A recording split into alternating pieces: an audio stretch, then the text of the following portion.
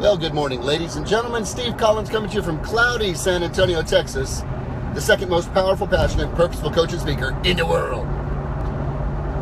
I talk a lot about being a victim or being a victor.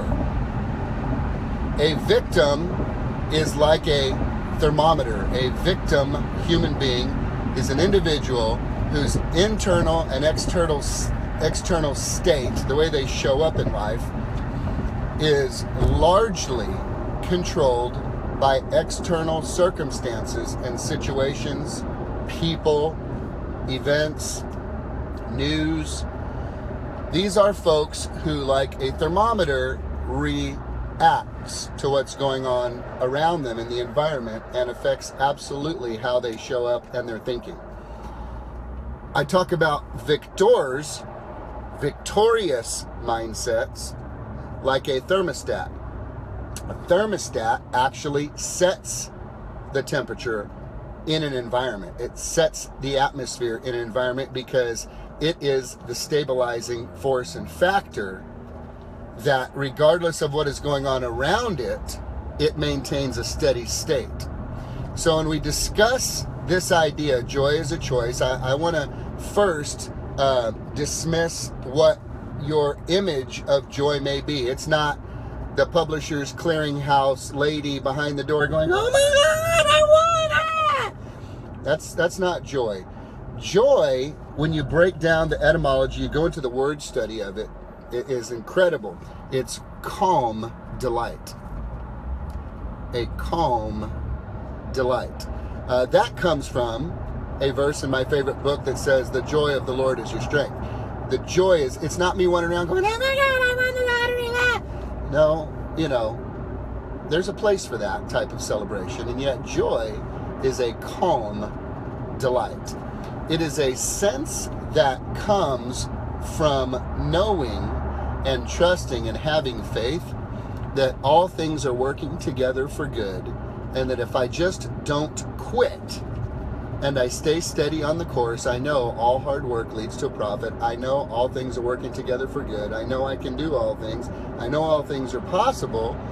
I know there's a set of plans made for me to prosper and not to harm me, to give me hope in the future. And I am a thermostat that is set in calm delight. And joy is a choice. There's been many, many quotes very similar around the world for years that sound something like this. It's not what happens to you that matters. It's how you think about or how you respond to what happens to you. I joke with people all the time, I really should have a PhD for being the ultimate spin doctor. I can take cardboard and make it taste like cheesecake. I can take crap coming into my life and turn it into an amazing fertilizer that makes other things grow. I have an uncanny ability to take what would be situations and circumstances that would take out the average person for days, and within a matter of seconds, change the way that I look at it so that I can find a way to get the opportunity out of it to serve and help other people and to grow myself. And learning to look at things through those lenses is not Pollyanna, as evidenced by the fruit that's shown up in my life and the other individuals that I know who have committed themselves to personal growth and personal development to learn how to actually do this. So I want to help encourage you. Joy is a choice. You know, my pastor for the last, 25 years, Larry Sargent, great guy.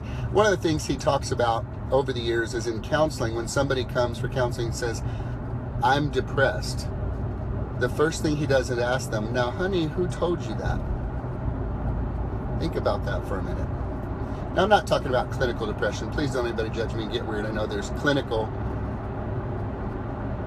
levels. What I'm talking about is when somebody says something about themselves, they don't realize that they're largely saying that about them. Well, what do you mean? Who told me that? Like, did somebody at HEB go, "You're depressed," and you were like, I am. And it gets people thinking, I guess I told myself that. Well, this is where the affirmations come in and declarations and speaking over yourself and your life what you intend by design rather than by default. Because believe it or not, everybody's speaking affirmations. They're just not powerful. and they're not victorious. Oh my God, I'm so tired. Oh, I feel so bloated.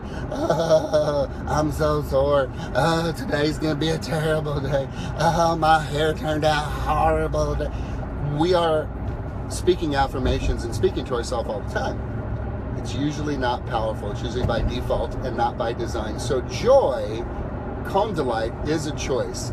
You have the ability to choose how you are going to feel about any situation. Now, obviously, when there's tragedies and there's things that are heart-wrenching situations that occur in life, I'm not saying that you do not cry and you do not mourn and you do not weep. Obviously not. That is just a part of life. And yet, you have the ability to decide how long you're going to be there. I remember having a conversation with a coaching client one time. I'm just in a funk. I'm like, okay, and when will you come out of that? How long do you intend to be in the funk? What? Yeah, because you get to choose when you want to come out of it. So let's go ahead and enjoy the funk. Let's stay in that funk for a minute. And then you just decide, do you want it to be over today or tomorrow? At what time? I know this is foreign, and I know it's unusual to hear these type of thoughts and ideas, and yet, folks, your heart and your mind are an amazing duo.